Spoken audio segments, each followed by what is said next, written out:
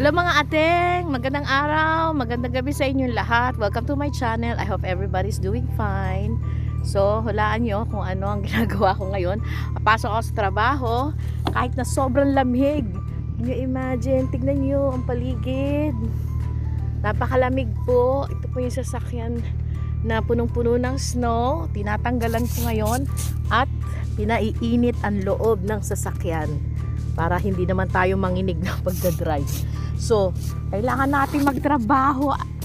See? That's life. Life in Canada. Kailangan yung kahit na sobrang lamig, you know, galaw-galaw. Kailangan nating kumayod. That's life, right? So, sa mga ate at mga kuya dyan na nagbabanat ng buto, saludo ako sa inyong lahat. Ingat sa biyahe, ingat sa pagpasok. And, you know, just be happy. Just be happy. And, you know, we are blessed that we woke up this morning and we're able to walk, you know, and every little things, no, we have to be grateful of.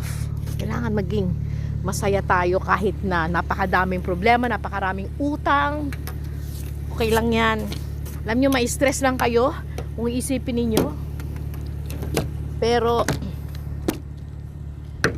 paray, ang gawin nyo na lang is tawag niyan let it go. Let it go. So yun lang, and kailangan kong ayusin tong natanggal yung wiper tuloy.